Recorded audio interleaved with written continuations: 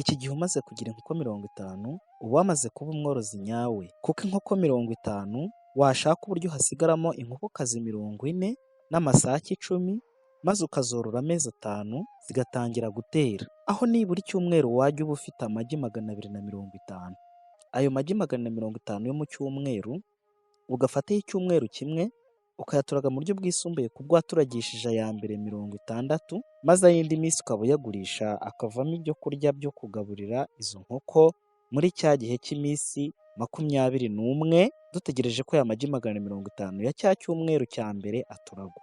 Aha twavuga ko nibura aya magi 150 waturaze mu cyiciro cya kabiri avuyemo inkoko zikuze 200, nyuma y'andi mezi 5 zizaba nazo zitangiye gutera, aho uzajya uba ufite nibura amagi 1400 mu cyumweru cya mbere, aho nayo uzashyira mu mashini agaturagwamo nibura inkoko 1000. Twavuga ko ari icyiciro cya gatatu, aho tuzaba tumaze amezi nibura hagati ya 15 na 18. Nk'uko tuzi intego yacu yo kumara iminsi 1460 twamaze kuba abaherwe, za nkoko 1000 zizahita zitunganywamo izo gutera amagi abanguriye hagamijwe kwagura umushinga. Aha mu cyumweru cya mbere tuzaba dufite amagi nibura 6000. Tuzaturagamo imishwi izatwinjiza mu cyiciro cya 4 cy'umushinga. Aha tuzakuramo nibura inkoko 5000. Izo nkoko 5000 zizatugeza mu cyiciro cya 5, maze nazo dukuremo izizatugeza mu cyiciro cya nyuma aricyo cya 6. Aha tuzaba tumaze kugera ku ntego yacu yo kumara iminsi 1460 twabaye abaherwe, kuko inkoko 5000 duteganya nazo ko mu mezi yazo 5 ya mbere zizatangira gutera, maze dufate aya mbere y'iminsi 7 maze tuyashyire mu mashini ari amagi 5000 gukuba 7. Icyo gihe azaba ari amagi 1035. Aha bitewe n'urwego tuzaba tugezeho, tuzongera imbaraga z'igikoresho dukoresha duturaga amagi, byaba na ngombwa tukongera n'umubare wabyo, kandi tukarushaho gukaza imbaraga zituma ibipimo byagenwe bigera kuri buri gi. Cyane ko iyo mashini ibaye nini, tuzifashisha ibyuma bikwirakwizamo bwa bushyuhe n'ubuhehere, urugero nka vandarateri. Nshuti bavandimwe, twese tuzi uko itungo ry'inkoko ubu ku masoko rihagaze, kuko inkoko 35,000 nizigurishwa nibura inkoko imwe amafaranga y'u Rwanda 5000, tuzakuramo amafaranga y'u Rwanda miliyoni 175. Aha twaba dusoje ya minsi twihaye, mu by'ukuri bigaragara ko umuntu yaba yageze ku nshingano yihaye afatanyije na Innovation 1260 Days TV, kandi nta no kwibaza kuri byinshi. Aha wakwibaza ku bijyanye n'imiti, ibiryo, abaganga n'abashumba bazo. Oya ntubitindeho, kuko mu gihe cy'amezi 5 twagiye dufataho amagi y'iminsi ya mbere 7 gusa. Noneho bivuze ko indi minsi 150 dukuyemo 7 ni iminsi 143. Yose amagi azaba agurishwa, kandi nyuma y'ubworozi Innovation 1260 Days TV yabateguriye umushinga w'ubuhinzi bw'imboga n'imbuto, byose bizajya bivamo ibyo kurya abavuzi n'abashumba bizi nkoko, kandi hasaguka amafaranga atari make ajya kuri akawunti ya nyir'umushinga. Nshuti bavandimwe rero, dutangiranye uru rugendo twizeye ko intsinzi yacu izagerwaho nitwiyemeza gukora tutikoresheje, tugakurikira neza video za Innovation 1260 Days TV. Nta kabuza gahunda yacu yo kwiteza imbere tuzayigeraho, kandi mbere y'igihe twihaye cy'iminsi 1460. Twizeye ko wamaze gukora subscribe. Niba utarabikora kugira udacikwa na video n'imwe kandi ukabona duteye inkunga, kora subscribe, like na share. Nk'uko utazasiga ibikoresho bigufasha guturaga imishwi, turagushishikariza kubana natwe kugira ngo tukwibutse cyangwa tugufashe gusigasira ibyo twaba twagezeho, na cyane ko uyu mushinga usaba ko wawuhora hafi kimwe n'indi mishinga yose. Dukomeje kwibutsa ko tugomba gukora cyane hakiri kare, kugira ngo igihe twakabaye twicuza ko twatinze, ahubwo tuzatwishimira ko twumvise kandi tukemera inama twagiriwe. Innovation 1260 Days TV, Imana ikomeze ibiteho. Twongere guhura mu kanya gato turebera hamwe ibikorwa kugira ngo umushwi w'inkoko uboneke.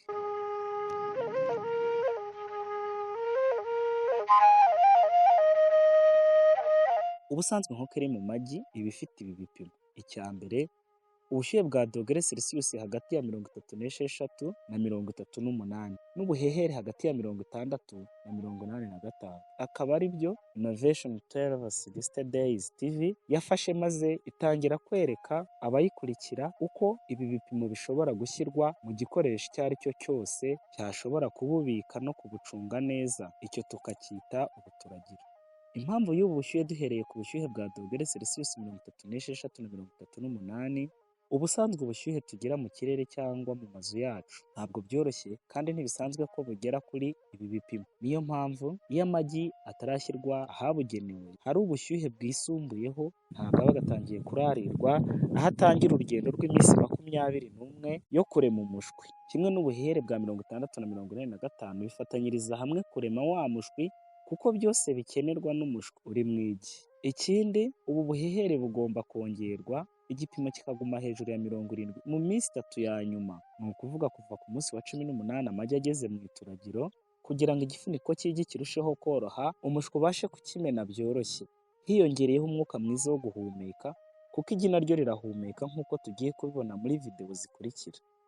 Igikoresho cyacu kigomba kuba cyitaweho buri uko kigenda gishyirwaho inshingano zo guturaga amagi menshi. Nk'uko bisanzwe igikoresho cy'agaciro kigomba kuba kandi cyitaweho cyane, kandi hakanibandwa ku byo kibitse amagi, kuko buri masaha 6 amagi agomba guhindurwa. Kubahiriza izo saha, igikoresho cyawe kigomba kuba kigenda cyorohereza uhindura amagi kugira ngo amagi atangirika mu mwanya wo guhindurwa, kandi bigakorwa vuba kugira ngo icyo gikoresho kitinjiza umuyaga, maze bya bipimo byacu bigatakara umwanya munini ugereranyije n'uw'inkoko imara yasohotse mu magi igiye gutora cyangwa guta amatotora. Amagi ushobora kuyahindura ukoresheje ikiganza, uyahindukiza buhoro buhoro, cyangwa bitewe n'ubushobozi bw'igikoresho cyawe amagi akaba ahindurwa hadakoreshejwe intoki, cyane ko uburyo bwo guhinduza intoki icyo gikoresho kiba cyafunguwe kandi si byiza guhora gifunguye.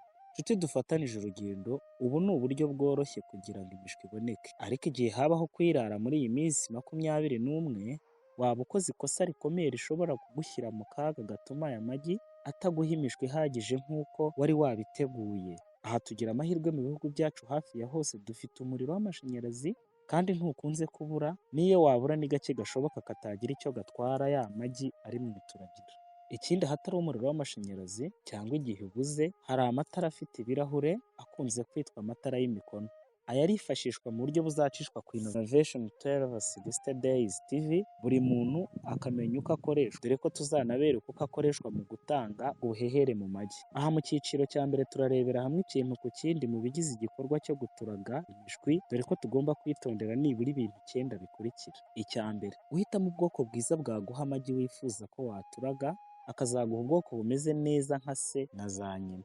Icya kabiri, amagi kuva aho yaterewe kugera uyagejeje mu buturagiro agomba kuba abitswe neza kandi ahantu hadashyushye. Ikindi, umutwe w'igi mutoya ureba hasi, umutwe w'igi munini ureba hejuru, kuko mu mutwe munini w'igi niho igi rihumekera nk'uko mubibona mu mashusho.